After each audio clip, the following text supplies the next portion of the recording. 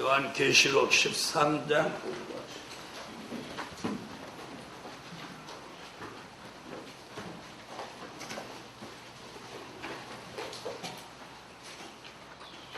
어저께 이어서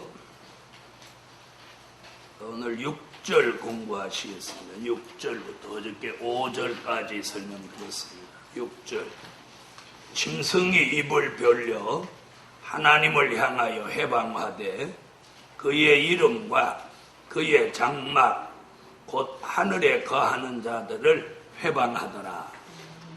앞으로 수정통치 짐승 시대가 되면 이 무신론주의가 최고로 교만해져서 하나님을 해방하고 하늘에 있는 하나님의 장막, 하늘에 거하는 자들까지도 아주 독하게 해방하는 그런 시대가 온다는 것이 오늘 6절의 말씀입니다. 그 다음 7절 권세를 받아 성도들과 싸워 이기게 되고 각 족속과 백성과 방언과 나라를 다스리는 권세를 받으니 그랬습니다. 여기서 오늘 성도들과 싸워서 이기게 된다. 이 말이 굉장히 무서운 말이죠. 무슨 얘기냐면 수정통치 안에도 결국 누가 있다는 얘기예요. 누가 있어요? 성도가 있죠. 성도가 있는데 이 사람들은 어떤 성도냐? 버림받은 사람들이에요.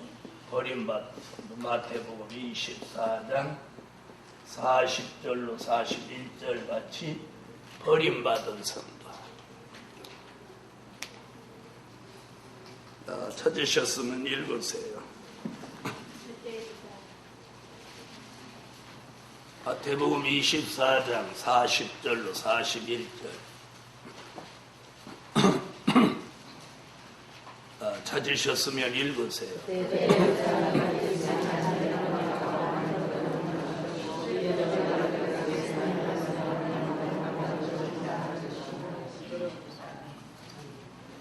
두 남자가 밭을 갈고 있는데 하나는 데려가고 하나는 버려둔다. 두 여인이 매를 갈고 있는데 하나는 데려가고 하나는 버려둔다. 이건 누구예요? 버림받은 성도. 자, 그 버림받을 것을 이미 우리가 공부했죠. 계시록 12장 17절에서 그 사람들을 뭐라고 그랬어요? 그 여자의 남은 자손. 예비처로 하나님의 역사 속에 피하지 못하고 남은 교회를 그 여자의 남은 자손, 결국은 버림받은 성도. 계시록 12장 17절 읽어주세요.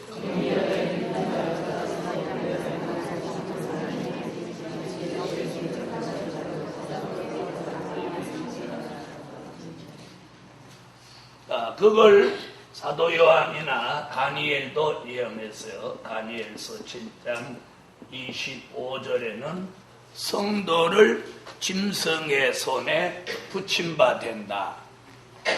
요한계시록 11장 2절에서는 청량받지 못한 성도들이다.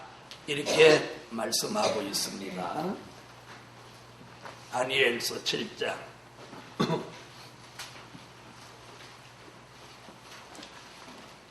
읽으세요.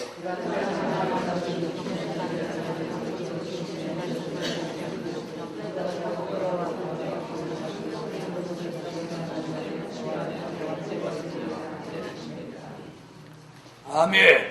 성도를 뭐라고요? 짐승의 손에 붙임바 되어 한 때와 두 때와 반 때를 지낸다. 이게 뭐예요? 수정통치 시대에 성도들이 들어간다. 그런 얘기죠. 계시록 11장 2절 읽으세요.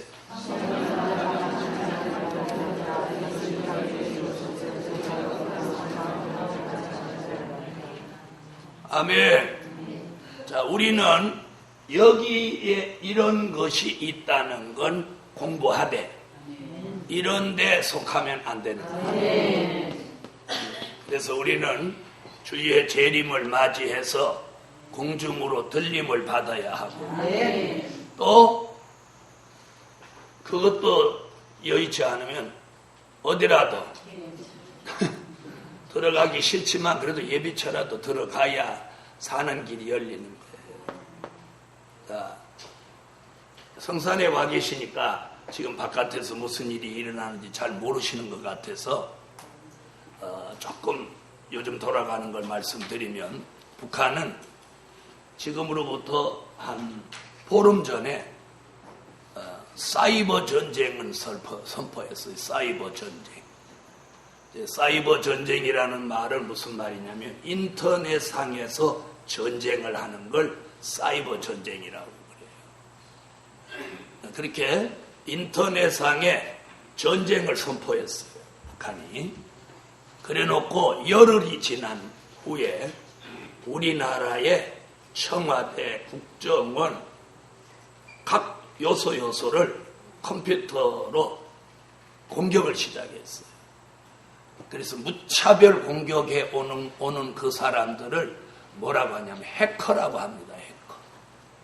제가 언젠가 성회 기간에 몇 년 전에 김정일 직접 수하에 그런 유능한 해커들이 수백 명 오랫동안 길러놨다고 했던 얘기 들으셨죠? 바로 그 부대가 드디어 움직이기 시작했어요. 여러분 놀라지 마세요. 국정원 컴퓨터를 마비시켰고 청와대 컴퓨터를 마비시키고 우리나라에서 컴퓨터 바이러스 백신을 가장 최초로 만들어내고 그 분야의 최고 권위를 가지고 있는 안철수 연구소라고 하는 그 회사를 집중적으로 공격해요. 그런데 그 회사에서 그 해커들을 무방비로 당했고 그러니까 이북에 있는 그 해커들이 우리나라에서 공격을 했을 때 그걸 방어하는지 안 하는지 최고의 권위가 있는 그 회사를 집중적으로 공격했는데 거기서 전혀 무방비로 당해요. 오늘 아침 신문 머리께서 보니까 지금 3일째 마비가 돼요. 그런데 놀라운 것은 그 김정일이 그 해커들이 있다는 것만 예상하지 컴퓨터 상으로 추적을 못하는데 어저께 보도에 의하면 일반 컴퓨터 2만 5천 대가 동원됐어요. 일반 컴퓨터. 그래갖고 어디서 공격을 했는지 감을 못 잡니다. 2만 5천 대가 공격을 했어요.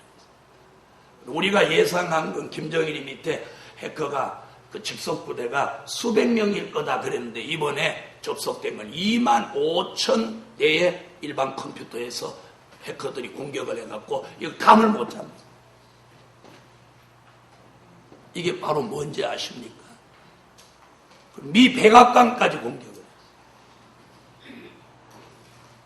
그래서 이 컴퓨터는 그런 어떤 안정장치, 보안장치, 잠금장치가 있어서 누가 내 컴퓨터에 들어오려면 내 암호를 해독해야만이 내 컴퓨터에 들어와서 정보를 알아볼 수 있는데 그걸 정보 없이 뚫고 들어오는 실력을 가진 사람들을 우리가 해커라고 합니다. 근데 대한민국이 지금 무방비로 당하고 있어요. 지금 더 무서운 건 지금 어떤 문제냐면 금융권을 공격하고. 그래서 오늘 아침 신문 보니까 국민은행이 지금 마비돼. 그럼 이게 지금 왜 그러냐? 돈을 빼가려고. 금융권에 있는 돈을 해커들이 빼가버립니다. 무슨 말인지 아세요? 자, 우리가 인터넷상으로 뱅킹이 되죠. 뭐 전화상으로도 되고 인터넷으로도 돈을 빼가고 송금하고 그런단 말이에요. 해커들이 우리나라 금융권에 들어와서 자기들이 원하는 구자로 이 돈을 거액의 돈을 빼갈 수 있다. 그래서 지금 막 난리 났어, 난리.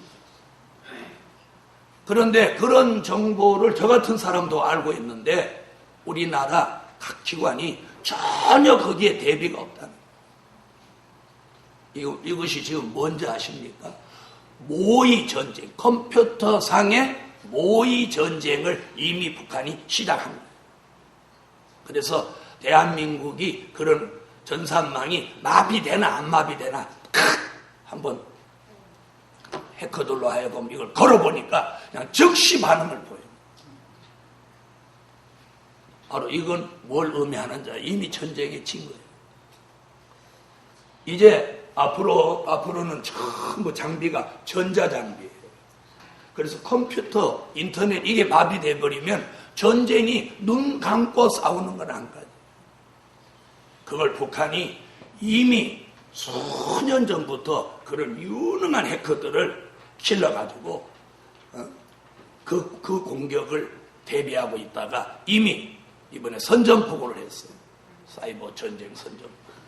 그리고 지금 3일째 지금 대한민국 컴퓨터 인터넷을 아주 초토화시키고 있는 거예요. 그러니까 우리나라는 지금 하나님의 역사 아니면 초토화되는 거예요. 이미 그래서 이 머리 싸움에 지금 밀리고 지고 있는 거예요. 그런데도 이북이 선뜻 전쟁을 못하는 건 미국 때문에. 미국이 개입 안 하고 이북하고 우리하고 맞짱 붙으면 걔네들 말도 일주일 안에 끝나는 거예요. 여러분이 이북 여자하고 붙으면 여러분 이길 자신이 있어요. 이북의 아이들은 초등학교 6학년만 돼도 한 번에 사람을 쏴죽이는 그런 훈련을 한다고. 걔네들은 12살, 13살만 돼도 총을 100발 100중으로 쏜다. 근데 우리 애들은 햄버거 하나 물고 쭈쭈 하나 빨면서 엄마야 배고파 밥 줘. 몸은 이렇게 비만이 돼가지고 배만 이렇게 쓱 나와갖고 턱걸이도 하나 못해갖고 달달달달달달 떨고 이러는 거예요. 우리 참 생각해보세요. 이거 지금 심각한 거예요. 심각한 거예요. 이북에는 지난날 김현희 같은 여자가 수십만 명이라잖아요. 김현희가 어떤 여자인지 알아요? 올라가면서 남자 시원찮은 거 5명, 6명 발로 차버리고 내려오면서 한 10명쯤 쓰러뜨리는 여자예요. 한 번 붕 떴다 내려오면 최소한 5, 6명, 7, 8명 낮아빠지는 그런 여자란 말이에요. 그런 여자가 몇만 명, 몇십 명. 그리고 무기 손에 하나도 안 가지고 사람을 한 번에 죽일 수 있는 그런 몸 자체가 살인 무기인 그런 군인들이 30만 명, 20만 명 그렇게 된다. 그런데 우리나라 군대는 특수부대라고 했는데도 지점장 아들이 가서 청소를 하니까 총 못 써. 아이고 난 못 써요. 그러고 소변을 봐가면서. 여러분 하나님의 역사가 아니면 이거 안 되는 거예요. 안 되는 거예요. 붙으나 마나요. 그래서 지금 자꾸 미국을 자극해가지고 이북과 미국이 뭘 지금 맺으려고 하냐면 불가침 조약을 맺으려고 하는 거예요. 한국에 전쟁이 일어나도 미국이 개입하지 마라. 우리나라 일은 우리나라끼리 하게 해다오. 이러려고 하는데 미국이 말을 안 듣는 거예요. 그런 중요한 시기에 하나님이 우리나라를 지키시려고 반기문 총장을 유엔 사무총장 자리에 탁 앉혀놓은 까불지 마. 그런 거 이렇게 보면 참 신비해 하나님. 에? 우리나라 같은 나라가 유엔 사무총장을 한다는 거. 이걸 그 시기에 딱 이렇게 앉혀놓는 거예요. 그러니까 모든 세계 강대한 나라들이 우리나라를 무시 못하는 거예요. 여러분, 이건 뭘 이번에 사이버 전쟁이 일어나는 거 이건 뭘 보여주느냐? 사명자에게 이제 민족의 환란이 임박한 것을 이제 딱 경고로 보여요. 북한에서 우리나라의 여론을 이것을 아주 이렇게 서로 맞부딪히도록 만드는 거예요. 성공한 거예요. 그거 성공했죠. 이번에 사이버 전쟁 성공했죠. 이제 남은 건 실전만 남아있는 거예요. 실전. 그럼 다음 순서가 뭐겠어요? 제가 늘 그랬죠. 걔네들 프로그램 딱 정해놓고 한다고.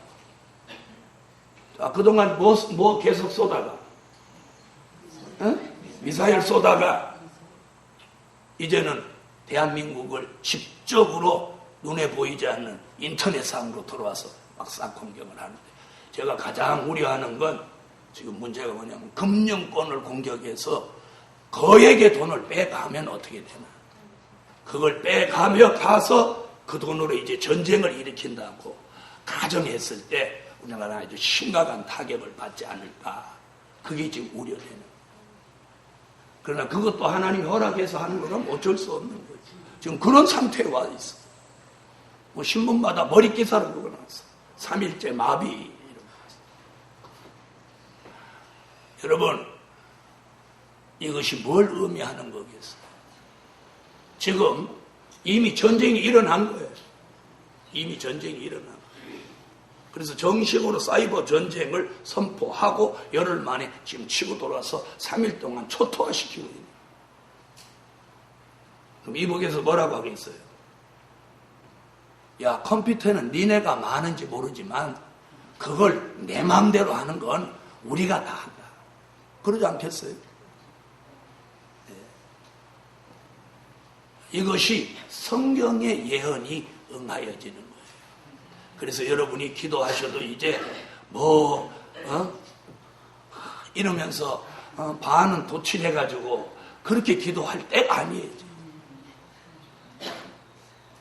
심각한 거예요. 심각해. 그래서 우리라도 정신 번쩍 차리고 기도하셔야죠. 환란이 일어났을 때 가서 정신 차리고 기도하는 건 늦는 거예요. 늦어. 미리. 그래서 최소한도 시온의 성회에 참여하든지, 참여하지 못하더라도 하나님의 보호는 받아야지. 그래서 지금 미국으로 뛰려고 하는 거 보면 내면적으로 무슨 소문이 나고 있다는 거예요. 예수님 뭐라고 그랬어요? 난리와 난리의 소문을 듣겠으며, 그랬죠? 이번에 난리 소문을 들으면 틀림없이 일어나게 돼요. 그래서 우리가 가정을 위해서, 교회를 위해서 기도를 바싹 하실 때가 많습니다. 그렇다고 걱정하지 마세요. 안 죽을 사람은 안 죽어요. 옛날에 말이 있잖아요. 총알이 피해가더라고요. 옛날에 한참 6.25 전쟁이 일어날 때 전쟁터에서 이 총알이 소낙뼈듯이 왔대요. 소낙뼈듯이. 소낙뼈 쏟아지시 총알이 쏟아졌다. 그래도 안 죽더래요. 안 죽더래요. 왜 그런 거예요? 총알이 안 죽을 사람 비켜가는 거죠. 비켜가는 거예요. 아, 놀랍지 않아요. 그래서 이번에 민족의 환란도 아까 살생부 제가 웃으면서 했지만 정해져 있어요. 네. 이번에 싹구는 죽게 돼 있어요. 참목자는 남아요. 그러면서 뭐가 이루어져? 세대교차 이루어져. 세대교차. 자, 이제 공부하십시다. 그 다음 6절에 7절에 보니까 뭐라, 성도들과 싸워 이기게 되고, 그 얘기가 바로 그러니까 수정통치 시대에 들어간 성도는 못할 수 없다. 이 짐승 세력을 이길 수 없고 결국 누구의 통치를 다 받아? 짐승의 통치를 다 받게 된다는 거예요. 근데 그것이 6절 하반절에 보니까 뭐라고 그랬느냐면 7절 하반절에 각 족속과 백성과 방언과 나라를 다스리는 권세를 받으니 그랬어요. 자, 그럼 이게 뭐예요? 짐승이 어떻게 하는 거예요? 전 세계를 장악한다는 거예요. 전 세계 장악. 그러니까 무슨 세계를 만들어? 짐승의 세계를 만들고 마는 거예요. 자, 그 말씀을 계시록 17장 17절을 참고하면 그 답이 나옵니다. 17장 17절.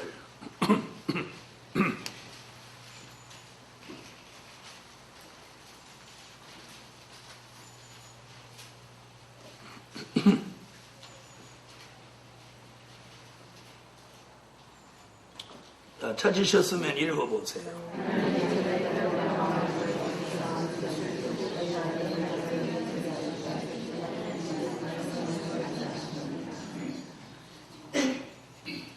자, 뭐라고 그랬어요? 자, 뭐라고 그랬죠? 하나님이 자기 뜻대로 할 마음을 저에게 주사 한 뜻을 이루게 하시고 저희 나라를 그 짐승에게 주게 하시되. 그러니까 전 세계를 무슨 나라 되도록? 짐승의 나라 되도록 무엇했다는 거예요? 내어줬다는 거예요. 내어줬다는 거예요. 그래서 언제까지?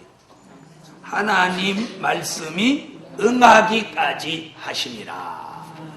그러니까 짐승이 나라를 세계를 장악하고 짐승의 세배를 지배하도록 하나님이 내어준 거예요. 허락한 거예요. 무슨 얘기인지 아셨죠?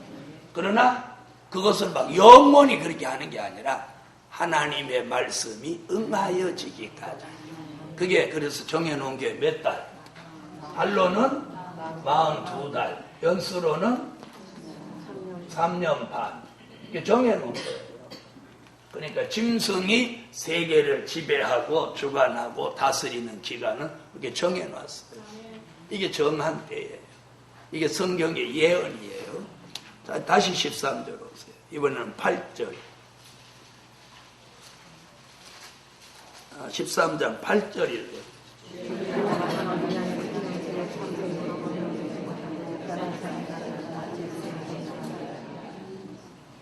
자, 여기서 이제 무슨 얘기 하나 보세요. 죽임을 당한 어린 양의 생명책에 창세 이후로 농명되지 못하고 이 땅에 사는 자들은 다 짐승에게 경배하더라. 그럼 여기 주목해 보세요. 자, 그럼 이 사람들, 어디 들어간 이 사람들? 수정통치 시대에 들어간 이 성도들은, 자, 그럼 어떤 사람들이에요? 생명책에서 이름이 흐려진 사람들이에요. 생명책에서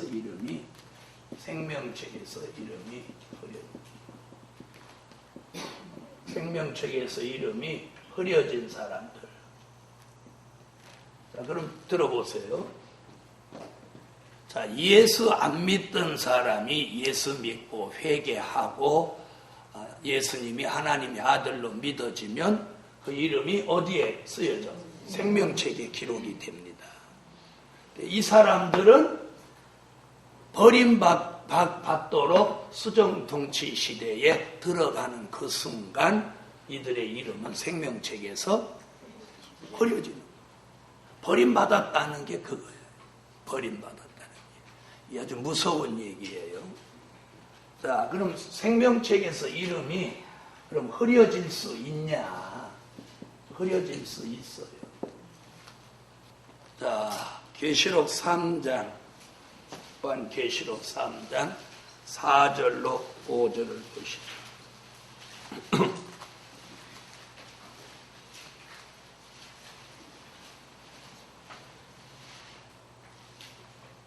자, 찾으셨으면 읽으세요.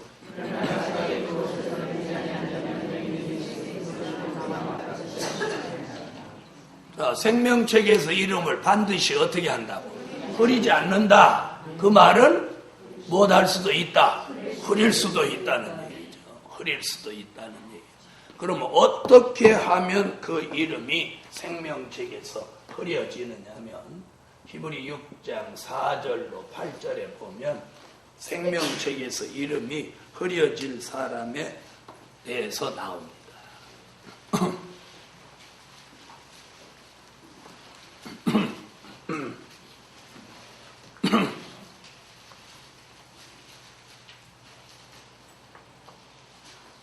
자, 찾으셨으면 읽어주세요.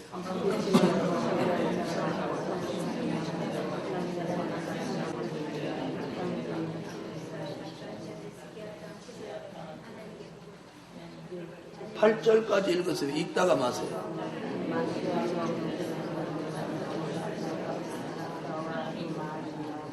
자, 내용이 뭐냐면 예수 믿고 하늘의 은사를 맛보고 하늘의 비침을 얻고 그런 사람, 회개를 거친 사람이 예수를 버리고 다시 타락하면 그 사람은 다시 못할 수 없대요. 회개케 할 수 없다는 거예요. 그런 사람은 예수님을 십자가에 몇 번? 2번 못 박은 자라는 거예요. 그래서 그런 사람의 최후의 마지막은 뭐가 된다? 불사름이 된다. 사람. 그래서 우리가 예수 믿고 하늘의 은사를 맛보고 신령한 은혜를 체험한 사람은 타락하면 끝장나는 거예요. 끝장나는 거예요. 그러니까 저나 여러분이 타락하지 않도록 조심해야 돼요. 네. 그러면 결국 이런 사람도 못할 수 있다는 거예요. 타락할 수 있다는 거예요. 타락할 수 있다. 여러분, 목사하다가 때려쳐버리고 돋보기 이렇게 하고 관상쟁이 된 사람, 그런 사람이 있어요. 예수 믿고 하늘의 은사를 맛보고 타락하면 뭐가 안 되냐? 회개가 안 되는 거예요. 회개. 여러분, 이 회개가 안 된다는 게 이게 망하는 거예요. 그래서 저와 여러분이 자꾸 회개가 나온다, 자기 부족을 느낀다, 하나님 앞에 눈물이 나온다, 이건 굉장히 좋은 거예요. 무슨 책에서 이름 안 흐려지는 칭찬이에요. 안 흐려지는. 지금 생명책에서 이름이 흐려지는데 이렇게 하면 흐려집니다. 이렇게 하면. 그래서 우리 이름이 어디 있어야 돼? 생명책에 있어야 돼. 생명책에. 자, 그럼 뒤쪽으로 한번 가보자고. 생명책 얘기 20장으로 한번.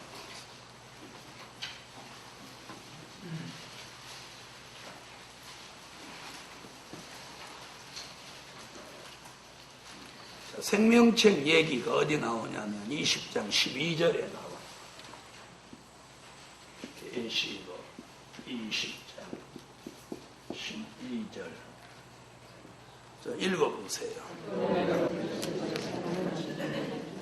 자, 생명책 얘기 나오죠?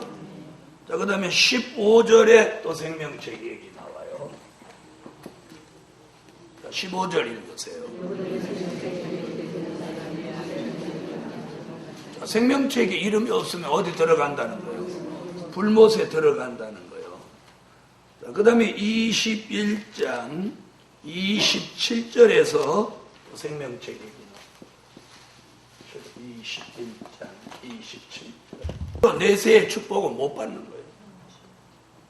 그러면 이 사람들은 지금 계시록 13장 8절에서 생명책에 이름이 있는 사람이 없는 사람, 있는 사람이 없는 사람. 13장 8절로 다시 와보세요. 자, 여기 보니까 창세 이후로 농명되지 못하고 이 땅에 사는 자들은 다 짐승에게 경배하리라. 그래서 수정통치 들어간 이 사람들은 전부 짐승과 우상에게 경배한다는 거예요. 그게 무엇 없다는 증거예요? 생명책에 이름이 없다는 증거. 자, 우리 보고 우상한테 절하라고 하면 우리 절해요, 안 해요? 안 하죠? 목을 날려버리지. 절대 안 한단 말이에요. 자, 그 다음에 이제 보세요. 여기서 우리가 주목할 것은 다 짐승에게 경배한다. 다라는 말. 13장 8절 다시 한번 읽어보세요.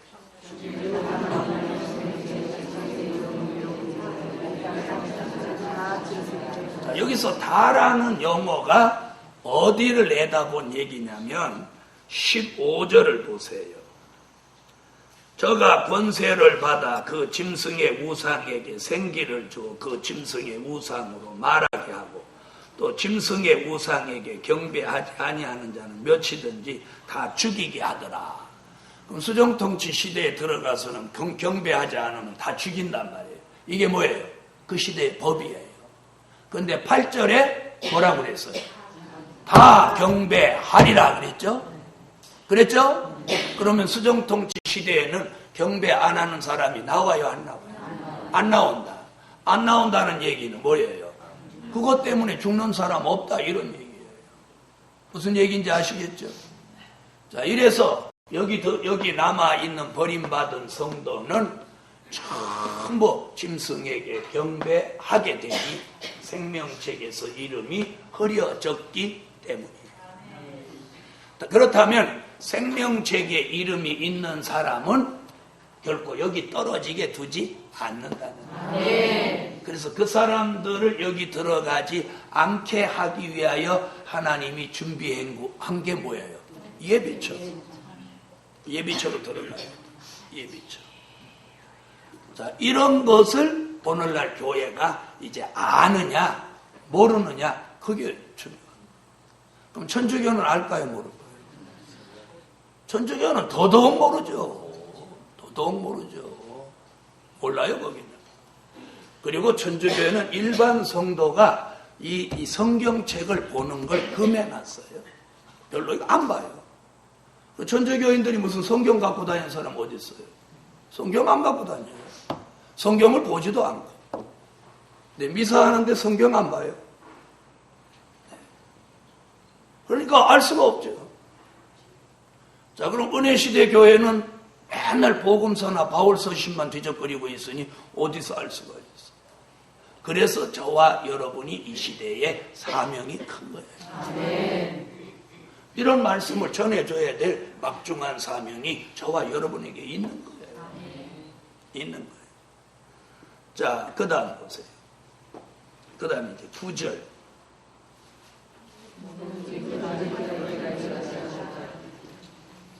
자, 뭐래요? 자, 이런 중요한 비밀 얘기를 해놓고 뭐라고 하냐면, 누구든지 귀가 있거든 들을지어다. 자, 여러분은 귀가 있어요, 없어요? 이 세상에 귀가 없는 사람 아무도 없어요. 그런데 여기서 귀 있는 자는 누구든지 들으라. 귀 있는 자가 뭐냐?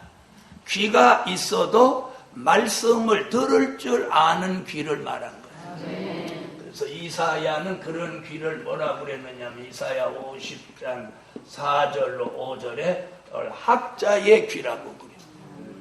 미가 선지는 미가서 1장 2절에 성전에서 여호와의 말씀을 자세히 들으라고 그랬어요. 자, 찾으세요.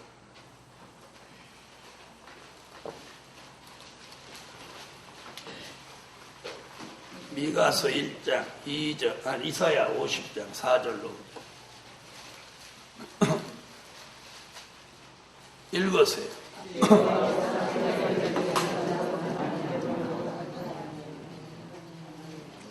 아멘. 자, 학자의 귀가 되도록 어디를 열어줘요? 귀가 열려야 돼요. 하나님이 이 귀를 열어야 말씀 듣는 귀가 열리는 거예요. 자, 그 다음 미가서 1장 2절 읽으세요. 성전에서 여호와의 말씀을 어떻게? 자세히 들으라. 그러니까 여러분 오늘 자세히 들으셔야 돼요. 자, 그러면서 귀 얘기를 사도 요한은 몇 번 하느냐면 요한계시록 2장과 3장에서 귀 있는 자 몇 번? 7번을 말합니다. 귀 있는 자. 그래서 이 마지막 때에 가장 복 있는 사람은 누구냐면 이 마지막 때에 공개되는 이 비밀의 말씀을 들을 줄 아는 귀가 열린 사람이에요. 귀가 열린 사람. 그래서 오늘 이 말씀이 들리는 여러분의 귀가 복이 있는 거예요. 세상 사람들은 잘 먹고 잘 사는 게 복이라고 생각하지만 아니에요.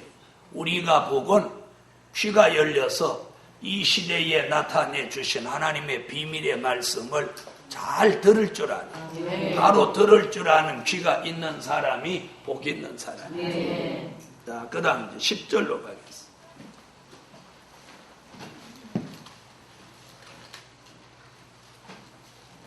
10절 다시 본문 계시록 13장 10절 읽으세요. 아멘. 자, 여기 보니까 이제 무슨 얘기가 나왔느냐면, 사로잡는 자는 사로잡힐 것이요 칼로 죽이는 자는 자기도 마땅히 칼에 죽으리니 성도들의 인내와 믿음이 여기 있느니라. 네 가지 얘기 나왔어요. 사로잡는 자,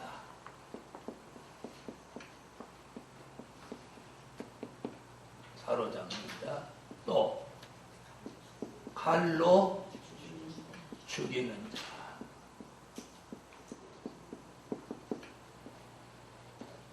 또 성도들의 인내와 믿음. 이런 미래를 내다보고 성도는 뭐가 있어야 됩니다.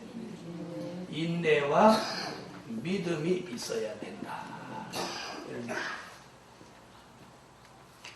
자, 여기서 사로잡는다는 뜻은 무슨 말이냐면, 사람을 칼로 죽이는 게 아니고 반대로 살아있는데 그 사람을 이렇게 사로잡는다. 그럼 이게 무슨 말이냐면 귀신의 영에 사로잡히는 걸 말해요. 귀신의 영. 자, 이런 사람이 있죠. 그 사람만 만나면 힘을 못 쓰고 그 사람 하라는 대로 하는 사람. 그런 사람 봤어요, 안 봤어요? 못 보셨어요? 그게 바로 그 사람한테 뭐 잡힌 거예요?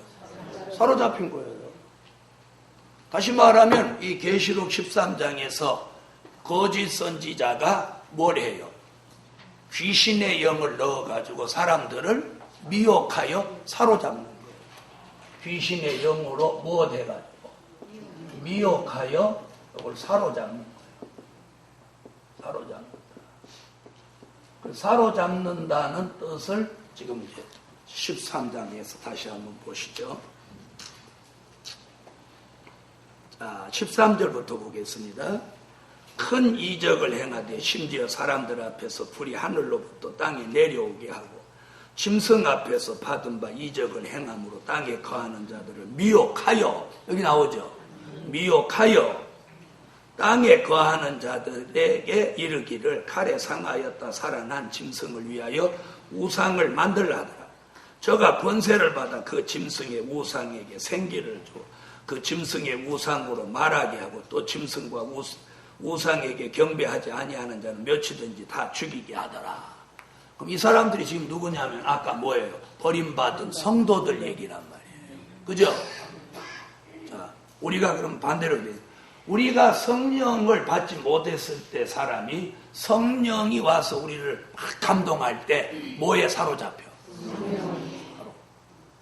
무슨 말이냐? 성령에 사로잡혀가지고 무엇도 하고 방언도 하고 철야도 하고 금식도 하고 그렇죠?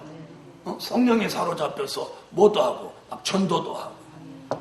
그래서 전에는 누구 앞에 가서 말도 한마디 못하던 사람이 성령에 사로잡혀서 막 성령이 막 역사하시니까 성령에 사로잡혀서 막 나가서 전철에 가서 회개하라고 막 그러는. 부끄러운지도 모르고. 그렇죠? 그게 뭐예요? 그건 성령에 사로잡힌 거예요. 여기는 귀신의 영과 미혹에 사로잡힌 거예요. 누구한테 사로잡힌 거예요? 이건? 거짓 선지. 거짓 선지. 그래서 심지어 뭐 받게 하는 거야? 궁극적으로 짐승표 받게 하는 거야. 자, 정상적인 사람 같으면 우상에게다가 절하라면 절하겠어요? 안 하겠어요? 안 하죠? 그런데 뭐에 사로잡히니까? 귀신의 영과 미혹에 사로잡혀서 거짓 선지에게 사로잡히니까 어떻게 해요? 절하고 우상을 섬기는 거예요. 그래서 이 사로잡은 거짓 선지도 사로잡는다는 게 산채로 잡는다는 말이에요. 계시록 19장 19절로 20절.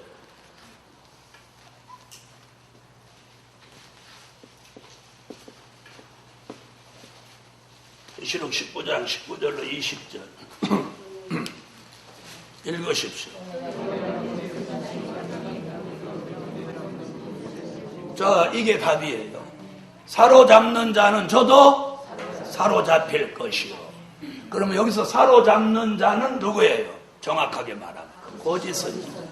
거짓 선지자의 입에서 무슨 영이 나와서, 귀신의 영이 나와서 사람들을 미혹하여 사로잡아서 우상에게 경배하게 하고 짐승표를 받게 하던 그 사로잡던 거짓 선지자도 결국은 어떻게 잡혀?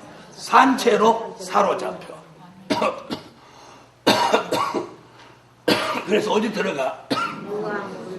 유황불못에 들어가. 그래서 사로잡는 자는 사로잡힐 것이요. 이 말씀이 이루어지는 거예요. 이해되셨죠? 자, 그 다음에 칼로 죽이는 자는 저도 칼에 죽으리니. 이렇게 했어요. 자, 그러면 칼로 죽이는 자는 누구냐? 이는 짐승이에요. 짐승. 자, 짐승이라고 하는 거 계시록 6장 3절로 4절에 붉은 말 공산주의가 무엇 가지고 나와? 큰 칼을 가지고 나온다고.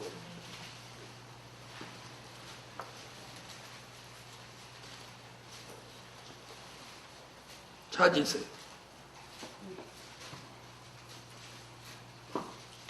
읽어주세요. 아멘. 자, 그럼 이 큰 칼은 뭘 말하느냐? 요엘서 3장 9절로 10절을 보면 이거 무력이에요. 무력. 자, 공산주의 짐승의 세력이 무력을 가지고 나온다는 거야. 자, 읽어주세요. 아멘. 자, 이래서 짐승과 거짓 선지와 한통속이 됐던 사람들이 왕으로부터 왕, 장군, 악인들 뭐 이런 사람들이 결국 이 미혹의 영에 사로잡혀서 아마겟돈 전쟁을 하죠. 결국 그들이 무엇에 죽느냐? 이사야 49장 2절 같은 칼에, 계시록 19장 21절 같은 칼에 죽는 거예요. 읽으세요.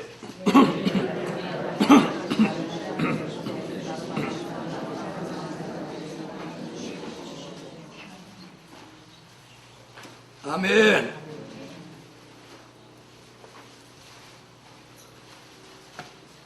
(19장 21절)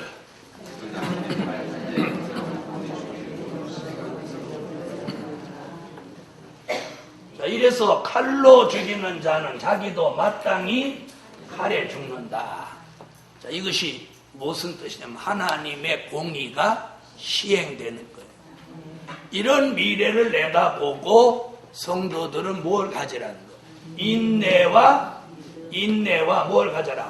믿음을 가져라. 오늘 인내와 믿음을 가져야 됩니다. 아멘. 자, 그럼 여기서 말하는 인내는 어떤 인내냐면 야고보서 1장 2절로 4절 같은 인내예요.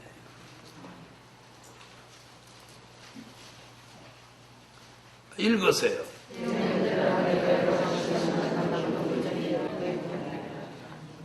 자, 무슨 인내예요? 무슨 인내? 네, 믿음의 시련을 통해서 창출된 인내. 그래서 우리가 믿음의 시련을 이렇게 많이 겪으면 거기서 뭐가 나와요? 인내가 나온다는 거예요. 아멘. 자, 그 다음에 요한계시록 3장 10절 같은 인내예요.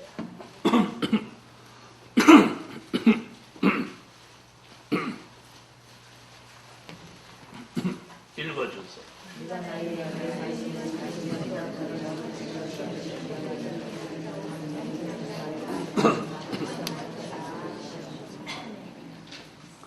아멘.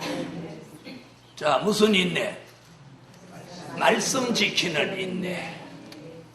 그 다음에 야고보서 5장 11절 같이 욥 같은 인내.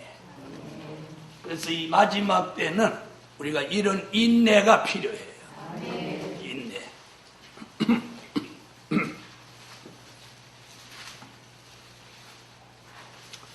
야고보서 5장 11절 읽어주세요. 아멘. 욕같은 인내, 어려운 것을 다 견뎌내고 참아낼 수 있는 인내. 그래서 이렇게 다가오는 미래를 내다보고 우리는 인내를 가져라. 그 다음에 또 무엇까지? 믿음 가져라. 자, 이번에 우리가 뭐 부족하다고 채우자고 그랬어요. 네, 부족한 믿음을 채우자고 그랬어요. 왜 부족한 믿음을 채워야 되느냐? 누가복음 18장 8절에 보면 주님이 다시 오실 때가 되면 세상에서 믿음을 찾아볼 수 없다는 거예요. 그러니까 그건 무슨 얘기예요? 믿음이 떨어진다는 얘기죠. 그래서 앞으로 믿음을 가지기가 이게 조금 쉽지 않은 거예요. 그래서 예수를 잘 믿는 사람보다는 가면 갈수록 잘 못 믿는 쪽으로 사람들이 쏠리게 돼요. 18장 8절에 있어요.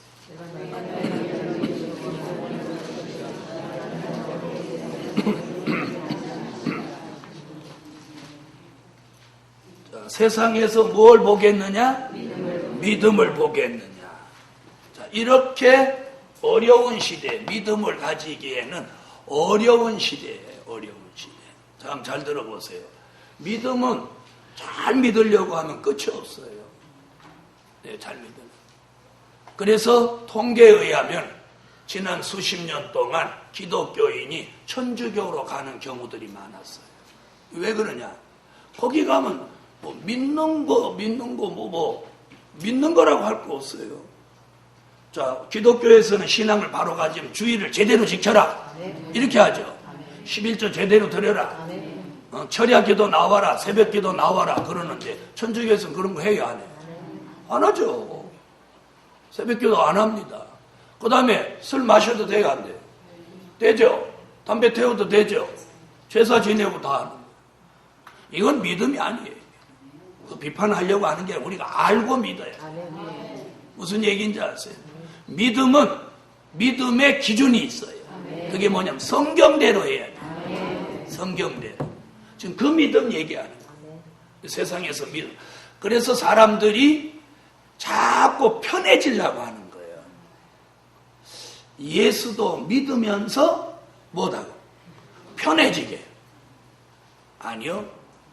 예수님 뭐라고 했어요? 네가 나를 따라오려거든 내 몫에 대인 십자가를 지고 나를 따라오라.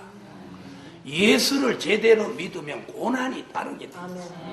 그런데 그 고난은 영생으로 인도하는 고난이에요. 맞아요, 안 맞아요? 맞아요, 안 맞아요? 세상에서도 잘 살려고 하면 고난이 따라야 한다. 잘 살려고 노력하는 것만큼. 따르죠? 자, 그래서 이 믿음, 이거 지키기가 쉬운 게 아니에요. 쉬운 거 아니에요. 그런데 한번 생각을 해보세요. 우리가 정말 예수를 제대로 믿으려면 어렵고 힘들어도 제대로 해야 돼요? 안 해야 돼요? 제대로 해야죠? 그런 마음이 있어요? 그런 마음이 있어야 그 사람이 정말 믿음을 가진 사람. 정말 믿음을 가진 사람. 그래서 앞으로는요, 이제 사람이 이렇게 갈라져요, 저절로. 어렵고 힘든 거 상관없이 믿음을 제대로 가져야지. 이런 사람끼리 모여요. 야, 요새가 지금 어느 시대인데 예수를 그렇게 구닥다리로 믿냐. 새벽에 잠 좀 자라, 잠. 그리고 밤에 좀 자자. 이런 사람, 그런 사람 쪽으로 모이는 거예요. 모이게 돼 있어요. 무슨 얘기인지 아세요? 그래서 이제 믿음을 지키게 하는 거예요. 그래서 이사야 선지가 그럴 때 이런 믿음 가지라는 거예요. 이사야 26장 3절 심지가 견고해서 흔들리지 말고 동요되지 않는 그런 믿음 가지라. 이제 그런 믿음이 필요해요. 왜요? 하도 흔들어 제키니까. 그래서 흔들어도 흔들리지 않는 믿음을 가져요. 자, 읽으세요.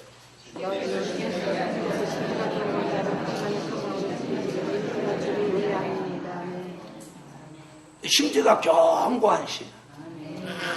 믿음의 뿌리가 깊이 내려서 흔들어도 안 흔들려. 막 누가 동요시켜도 끔찍 안 해요. 이런 믿음이라 해요. 여러분, 제가 지난 10수년 동안 146차까지 왔는데, 이 동산에 제가 탁 들어오면 누가 밥 사준다, 어디 하자 그래도 안 나갔어요. 초창기에 1년 차인가 2년 차 됐을 때 어떤 목사님이 하도 보리밥 사준다고 저 여주 나가서 보리밥 한 그릇 딱 먹어. 정과가 있어. 그 보리밥 먹고 와서 지금까지 걸리는 거예요. 이거 안 나갔어요. 자, 그래서 오늘 믿음 지켜야 됩니다. 믿음 지켜야 돼요. 잘 들어보세요. 믿음은 지킬 때는 조금 힘든 것 같지만 그걸 지켜내면 여기 희열이 있습니다. 아멘. 기쁨이 있습니다. 아멘. 여러분 한번 보세요. 예수 믿는 사람이 술 마실 때는 그게 기분이 좋을 것 같아서 마시는데 마시고 나면 어떻게 된 거야? 그때부터 찝찝한 거야. 찝찝한 거야. 그런데 그런 유혹에서 딱 뿌리치고 나는 안 마실다. 그랬을 때 탁 돌아서서 나올 때 기분 좋은 거야. 야, 나 오늘 이겼다. 나 하늘 생기고 땅 생기고 처음 이겨봐. 그 기분과 희열이 대단한 거예요. 무슨 얘기인지 아세요? 여러분도 어디 가서든지 자기 신앙을 분명히 하면 도리어 이방인으로부터도 인정받는 거예요. 인정받아요. 그렇게 믿으라는 거예요. 얼마나 멋있어요. 자, 그래서 오늘 이게 무슨 신앙? 정직한 신앙. 그래서 우리가 생활 속에서 사람을 의식하지 말고 위에 계신 하나님을 의식해야 이게 정직한 신앙. 맞아요, 안 맞아요? 그렇죠? 정직한 신앙. 자, 그 다음에 무슨 얘기냐? 히브리서 10장 37절로 39절 물러서지 않는 신앙. 히브리서 11장 1절 바라는 것을 실상으로 이루는 신앙. 히브리서 11장 5절로 6절 하나님을 기쁘시게 해드리는 신앙. 계시록 1장 20절 금초대 신앙. 요한계시록 9장 4절 푸른 신앙. 자, 이런 믿음을 우리가 가질 때예요. 아멘 하세요. 아멘. 자, 이거 다 읽으려면 시간 많이 가니까 자, 여기 주목해 보세요. 자, 이런 일이 벌어질 때 성도는 인내와 믿음이 필요한데 주님이 오실 때 세상에서는 뭐 찾아보기? 믿음을 찾아보기 힘들다. 그럴 때 이사야 26장 3절에 심지가 견고한 신앙으로 흔들리거나 동요되지 마라. 아멘. 그 다음에 정직한 신앙 되라. 어떤 일이 앞에 있어도 물러서지 마라. 바라는 것을 실상으로 이루는 믿음이 되라. 또 하나님을 기쁘시게 해드리는 믿음이 되라. 금초대 신앙으로 변하지 마라. 그리고 항상 그 신앙이 살아있는 푸른 신앙이 되라. 오늘 여기까지 하겠습니다. 기도드립니다. 감사의 물, 감사의 1천 번째 오겠습니다. 기도드립니다. 하늘의 하나님, 고맙고 감사합니다. 우리가 이 악하고 패역한 시대에 말씀 지키며 믿음을 지키며 인내로 지켜서 수정통치 시대와 상관없이 살 수 있는 은총을 베풀어 주세요. 드려진 물질 응답해 주시고 오늘 이 동산에 부족한 입맞은 종의 수를 채우시는 강권 역사가 교회마다 종들마다 응답하시는 날이 되게 하여 주세요. 예수님의 이름으로 기도합니다. 아멘.